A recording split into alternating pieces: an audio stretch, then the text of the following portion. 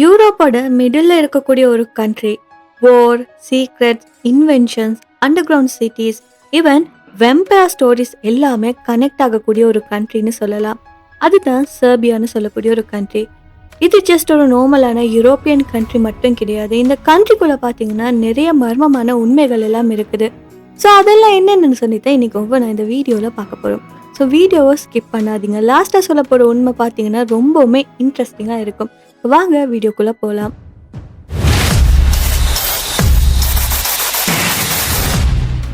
அதுல முதலாவது பாத்தீங்கன்னா வெம்பயர் கதைகள் எல்லாம் கற்பனைத்தான்னு சொல்லி நாம நினைச்சுக்கிட்டு இருப்போம். பட் இந்த உண்மை உங்களை ஆச்சரியப்படுத்தும். கிறிஸ்துக்கு பின் 1725 பாத்தீங்கன்னா செர்பியா நாட்டில் உள்ள ஒரு சின்ன கிராமத்துல பீட்டர் பிளக்கோயோவிட்ஸ்னு சொல்லக்கூடிய ஒரு விவசாயி பாத்தீங்கன்னா இறந்து போறாரு. ஸோ அவர் இருந்ததுக்கு அப்புறமா சில நாட்கள்ல அதே கிராமத்துல இருந்த மற்றவங்களும் மிஸ்டீரியஸான முறையில ஒருத்தரா இறந்துகிட்டு வராங்க. ஸோ அப்ப மக்கள் என்ன செஞ்சாங்கன்னா, அந்த இறந்த மனிதன் தான் இரவுல வந்து மக்களோட உயிரை கைப்பற்றிட்டு போறாருன்னு சொல்லி நம்ப தொடங்கினாங்க. இதனாலே அங்க இருக்கிற அதிகாரிகள் எல்லாம் அந்த இறந்த மனிதனோட உடலை தோண்டி எடுத்து பரிசோதனை செய்யறாங்க. ஸோ அப்ப நடந்த விஷயம் தான் எல்லாருமே அதிர்ச்சி அடைய செஞ்சுச்சுன்னு சொல்லலாம். ஸோ அவரோட உடல் அழுகாம இருந்திருக்கு, தோலும் புதிதா இருந்திருக்கு, அவரோட வாயிலையும் உடல்லையும் ரத்தம் இருந்திருக்கிறதா கண்டுபிடிக்கிறாங்க. ஸோ இந்த விவரங்கள் எல்லாம் அந்த காலத்துல அதிகாரப்பூர்வ ஆவணங்கள் எல்லாம் பதிவு செய்யப்பட்டிருக்கு. இந்த சம்பவத்துக்கு அப்புறமா தான் ஐரோப்பா முழுவதும் பார்த்தீங்கன்னா வெம்பயர்னு சொல்லக்கூடிய ஒரு சொல்லும் அதை பற்றி இருக்கக்கூடிய பயங்கரமான கதைகள் எல்லாம் பரவ தொடங்கிச்சு.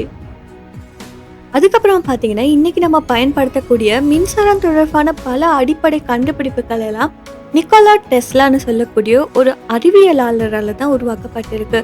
AC current, wireless energy, radio concepts இது எல்லாமே கிரியேட் பண்ணின ஒரு ஜீனியஸ் தான் நிக்கோலா டெஸ்லான்னு சொல்லப்பட்டவர். ஸோ பல பேர் இந்த டெஸ்லாவை பார்த்தீங்கன்னா அமெரிக்காவோட அறிவியலாளர்னு சொல்லி தான் நினைச்சுக்கிட்டு இருக்காங்க. ஆனா முழுமையான உண்மை அது கிடையாது. இந்த டெஸ்லா பாத்தீங்கன்னா செர்பியா வம்சத்தை சேர்ந்தவர். அவர் பிறந்த குடும்பம் பாத்தீங்கன்னா செர்பியா மக்களுக்கு சேர்ந்தது. அந்த காலத்துல பால்கன் பகுதின்னு சொல்லக்கூடிய ஒரு இடத்துல தான் அவர் பிறந்திருக்காரு. அதனாலே இன்னைக்கு வர கட்டியுமே செர்பியா நாட்டுல பாத்தீங்கன்னா இந்த டெஸ்லா ஒரு தேசிய வீரரா மதிக்கப்படுறாரு. செர்பியா தலைநகரமான பெல்கிரேட் நகர்ல பாத்தீங்கன்னா நிக்கோலா டெஸ்லாவுக்காக ஒரு அருங்காட்சியகமே இருக்குது. அங்க டெஸ்லாவோட உயிர் இறந்ததுக்கு அப்புறமா பாதுகாக்கப்பட்ட உடல் சாம்பல் கூட இன்னைக்கு வர கட்டியுமே வச்சிருக்கப்படுது. கோல்ட் வார் காலத்துல பாத்தீங்கன்னா செர்பியா யுகோஸ்லாவியாவோட ஒரு பகுதியா இருந்துச்சு. ஸோ அந்த காலத்துல எதிரிகள் தாக்குதல் ஏற்படுத்தலன்னு சொல்லி நாடு முழுக்க பார்த்தீங்கன்னா அண்டர் கிரவுண்ட் பங்கர்ஸ் எல்லாம் கட்டப்பட்டுச்சு. அண்டர் கிரவுண்ட் சிட்டிஸ் எல்லாம் பிளான் பண்ணியிருந்தாங்க. எனிமியோட அட்டாக் வந்தா அங்க இருக்கிற லீடர்ஸ், ஆர்மி, சிட்டிசன்ஸ் இவங்க எல்லாருமே மாதங்கள் கழிச்சும் கூட அங்க ரொம்பவுமே பீஸ்ஃபுல்லா வாழ்றதுக்கான சீக்ரெட் பங்கர்ஸ் எல்லாம் அவங்க கட்டியிருந்தாங்க. ஸோ இந்த கட்டிடங்கள் எல்லாம் பார்த்தீங்கன்னா பொதுவாக பொதுமக்களுக்கு தெரியாத இடங்கள்ல தான் இருந்திருக்கு. இதெல்லாம் சுற்றுலா இடங்களா இருக்கல. உள்ளூர் மக்களுக்கு கூட முழுமையான விவரங்கள் எல்லாம் இதை பத்தி தெரியல. அதனாலே செர்பியா ஒரு தனித்துவமான ரகசியத்தை உலகத்துக்கு கொண்டு வருதுன்னு சொல்லலாம்.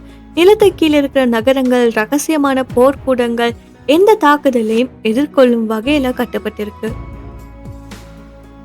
அதுக்கப்புறம் பார்த்தீங்கன்னா இந்த செர்பியாவில் இருக்கக்கூடிய மக்கள் எல்லாம் ரொம்பவுமே ரிலாக்ஸ்டான மக்கள்னு சொல்லப்படுது. அவங்களுக்கு டைம் தான் மணின்னு சொல்லக்கூடிய ஒரு கான்செப்ட் இல்லை.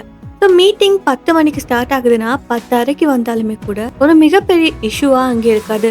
பட் அவங்க ஒர்க் பண்ண ஆரம்பிச்சிட்டாங்கன்னா ஃபுல் டெடிகேஷனோட ஒர்க் பண்ணுவாங்க. இதனால தான் செர்பியாவில் ஸ்ட்ரெஸ் ரொம்பவே கம்மியாக இருக்குது அண்ட் சோஷியல் பாண்டிங்கும் ரொம்பவே ஸ்ட்ராங்காக இருக்குது. அதுக்கப்புறம் பார்த்தீங்கன்னா இந்த செர்பியான்னு சொல்லக்கூடியது ஐரோப்பாவில் மிகப்பெரிய இயற்கை உணவு ஏற்றுமதி செய்யக்கூடிய நாடுகள்ல ஒன்றா இருக்குது. மிக முக்கியமா பல வகைகள்ல இருந்தாலும் சரி செர்பியா முக்கிய இடத்தை வகிக்குது. ஸ்பெஷலி பார்த்தீங்கன்னா ராஸ்பெரிஸ் உலகளாவிய ரீதியில ஏற்றுமதி பட்டியல்ல செர்பியா தான் மேல்நிலையில இருக்கிற நாடுகள்ல ஒன்னா இருக்குது. பல நினைக்கிறது என்னன்னா ஐரோப்பால பிரான்ஸ், இத்தாலி இது மாதிரி நாடுகள் தான் முக்கியமான ஆர்கானிக் ஃபுட்டை தாரதான் நினைச்சிட்டு இருக்காங்க. ஆனா உண்மையிலே செர்பியா அதிக அளவில் இந்த பொருட்களை உலக சந்தையில வழங்கின ஒரு நாடா இருக்குது. இது மூலமா என்ன தெரியுதுன்னா செர்பியான்னு சொல்லக்கூடியது வரலாற்று, அது மட்டும் இல்லாம கலாச்சாரம், இது மட்டும் இல்ல இயற்கை உணவு வளர்க்கறதுலயும் அதை ஏற்றுமதி செய்யற துறையிலயுமே ஒரு ரொம்பவுமே பவர்ஃபுல்லான ஒரு நாடா இருக்குதுன்னு புரிஞ்சுக்க முடியுமா இருக்கும். அடுத்து பாத்தீங்கன்னா இந்த செர்பியா நாட்டுல தான் பொறியியல், மருத்துவம், கணிதம் இது போன்ற துறைகள்ல படிக்கிற மாணவர்கள் உலக தரத்துல ரொம்பவுமே உயர்ந்த திறனை கொண்டவங்களா இருக்காங்க. ஆனா இங்க ஒரு பிரச்சனை இருக்கு. அது என்னன்னா, இங்க இவ்வளோ திறமையான மக்கள் இருந்தாலுமே அதுல பெரும்பாலான மக்கள் பாத்தீங்கன்னா வெளிநாடுகள்ல வேலை செய்ய போறாங்க. ஸோ அதனால இந்த நாட்டோட வளங்கள் எல்லாம் முழுமையா இந்த மொத்த நாட்டுக்காகவும் பயன்படுத்தப்படுறது இல்ல. ஸோ அதனால தான் Serbia small country with big பிரைன்ஸ்னு சொல்லி அழைக்கப்படுது. ஸோ கைஸ், இந்த செர்பியான்னு சொல்லக்கூடியது ஜஸ்ட் ஒரு யூரோப் கண்ட்ரி மட்டும் கிடையாது. Vampire history, Tesla genius, underground secrets, வார்மான பீப்புள் அண்ட் ஹிடனான டேலண்ட்ஸ், இது எல்லாமே மிக்ஸ் ஆன ஒரு கம்ப்ளெக்ஸான நேஷன்னு சொல்லலாம். ஸோ இதை மாதிரி ரொம்பவுமே ரேரான கண்ட்ரி ஃபேக்ட்ஸ் எல்லாம் பிடிச்சிருந்தா மறக்காம இந்த வீடியோவை லைக் பண்ணி ஷேர் பண்ணுங்க. அது மட்டும் இல்லாமல் நம்ம யூடியூப் சேனலை சப்ஸ்கிரைப் பண்ணி பக்கத்தில் இருக்க பெல் ஐக்கானையும் கிளிக் பண்ணிக்கோங்க.